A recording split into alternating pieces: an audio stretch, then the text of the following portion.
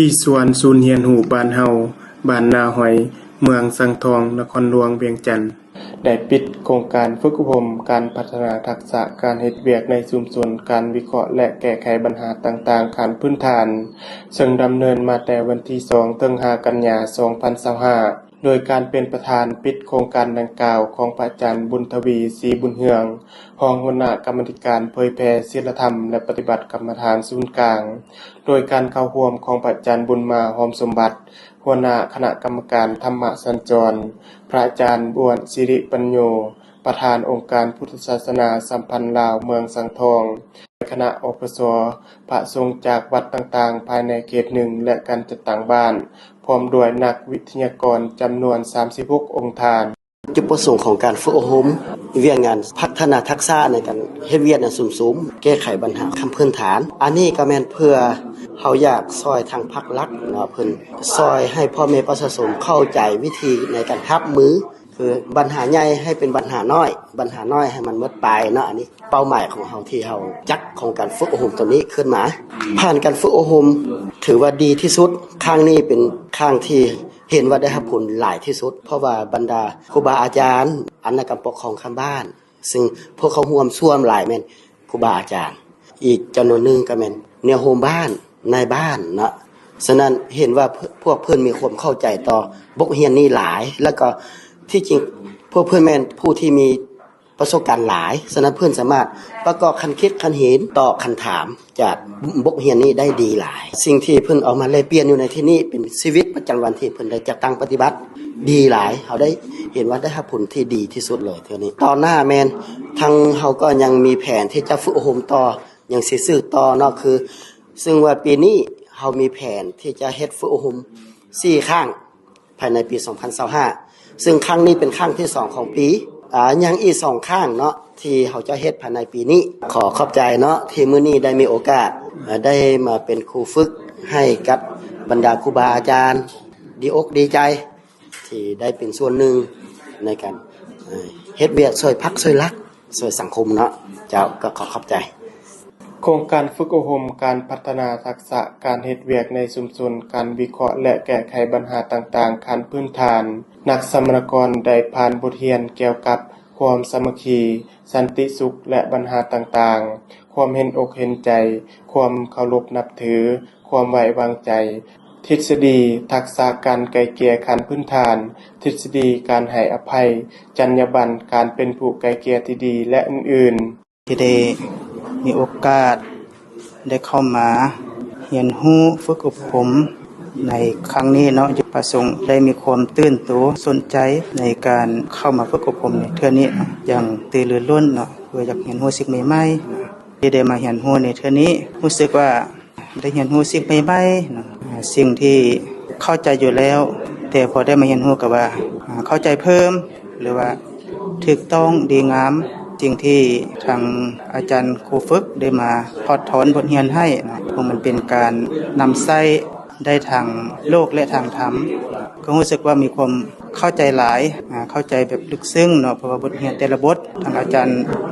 ที่ถวายความรู้ทอดถอนบทเรียนในการฝึกเรียนนั้นก็แบบเป็นกันเองเนาะบ่ได้ตึงเครียดแบบว่าตอบถามไถ่ถามกันแต่ละบทเรียนนั้นแบบว่าเข้าใจอย่างแจ่มแจ้งลึกซึ้งขึ้นเนาะในขบวนการสิตีเป็นทางธรรมก็ถือว่าสอดคล้องกันรู้สึกว่าดีใจนะที่ได้เรียนรู้สิ่งใหม่ๆหลังจากได้เรียนรู้อยู่ในนี้แล้วก็สิเอาไปนำใช้ให้มันเกิดประโยชน์บ่ว่าสิเป็นทางธรรมหรือทางโลกมีความหมายหลายทางธรรมก็คือไปแก้ไขพระสงฆ์ทางโลกเฮาก็สิมีการเทศนาเผยแพร่ต่อไปให้อกตนญาติโยมที่เขาบ่มีโอกาสได้เข้ามาฝึกอบรมนำสถานที่วัดบ้านมีงานต่างๆนะก็เสียได้บทเรียนที่เห็นหูเนี่ยเทื่อนี้ไปเทศนาบอกต่อการแก้ไขมันมีองค์ประกอบแบบใดตามที่ได้เห็นหูได้เข้าใจเนาะถ้ามีโครงการแบบนี้เกิดขึ้นอีกเนาะก็สิเปิดกว้างหลายกว่านี้ก็จะได้เชิญพระสงฆ์แต่ละวัดแล้วก็อกตัวญาติโยมก็จะตั้งดอกแก่ในโฮมบ้านจะให้เข้ามาเรียนรู้นำกันเพื่อว่าอันนี้มันเป็นประโยชน์หลายแล้วก็จะให้ผู้อื่นนั้นรู้เข้าใจเพื่อปัญหามันเกิดขึ้นสินำไปใช้ให้มัน ถูกต้อง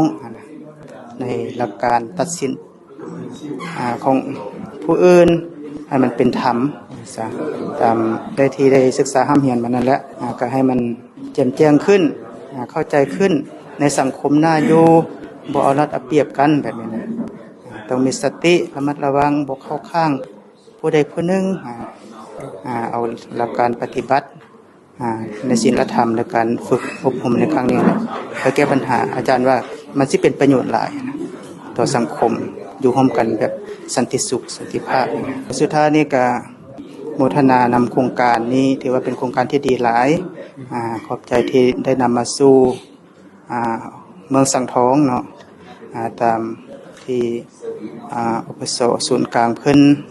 ได้นำโครงการดีๆมาหาอาจารย์ก็ได้ตอบรับเอาเนาะก็ได้เลือกสถานที่ก็ได้เฮ็ดบัตรเชิญหนังสือเชิญให้แก่พระสงฆ์ได้มาร่วมแล้วก็พระสงฆ์ก็ให้ความสนใจหลายก็ขอบบุญขอบคุณนำศูนย์กลางอุปสมบทเพิ่นได้นำโครงการดีๆนี้มาสู่เมืองสังทองของพวกขน้อยเนาะถ้าว่าโอกาสหน้าถ้ามีอีกก็จะขอเชิญมาอีกเนาะพวกขน้อยก็สนใจในการศึกษาเรียนรู้สิ่งใหม่ๆก็เขาให้โครงการนี้มีความเจริญ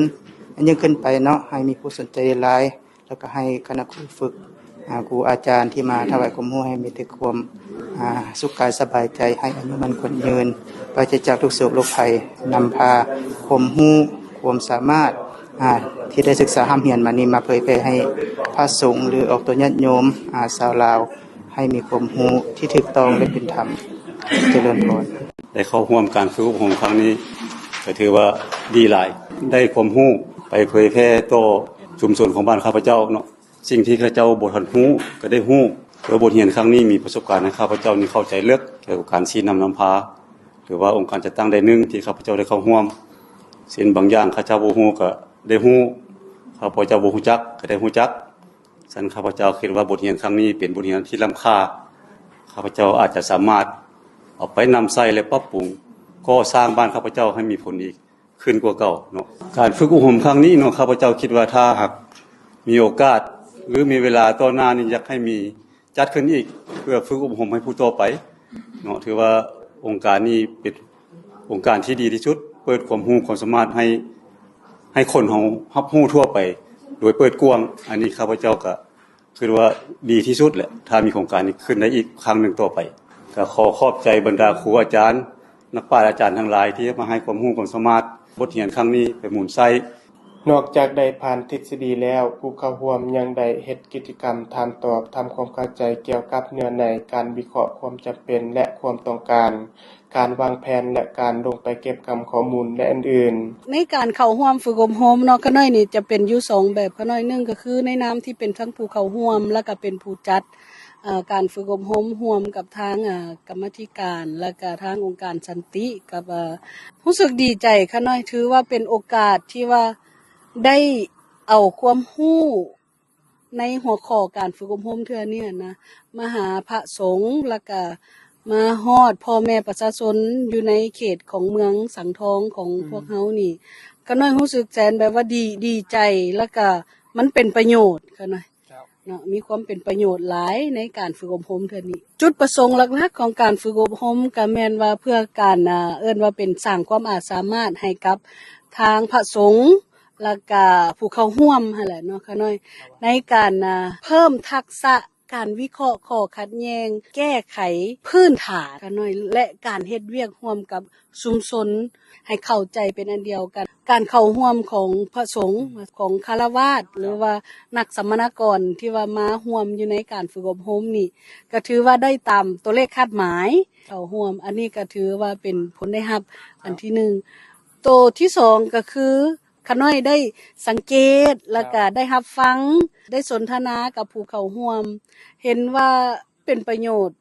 หลายกับผู้เข้าร่วมในการที่ว่าสิเอาทักษะตัวนี้ไปนำใช้ตัวจริงอยู่ในบ้านในต่อไปพวกเขาก็จะขยายออกไปจัดเติมอีกอยู่ในเมืองอื่นๆเนาะขอขอบใจกรรมาธิการเผยแพร่อพสเมืองผู้เข้าร่วมแล้วก็ขอบใจมายังสถานที่นำพร้อมเดียวกันนี้พระอาจารย์บุญทวีศรีบุญเฮือง รองหัวหน้ากรรมาธิการเผยแพร่ศีลธรรมและปฏิบัติกรรมฐานศูนย์กลางได้มอบใบยังยืนการฝึกอบรมพัฒนาทักษะการเฮ็ดเวียกในชุมชนการวิเคราะห์และแก้ไขปัญหาต่างๆขั้นพื้นฐานให้แก่ผู้เข้าร่วมจำนวน31องค์ฐานพร้อมทั้งให้คำโอลมและกล่าวปิดการฝึกอบรม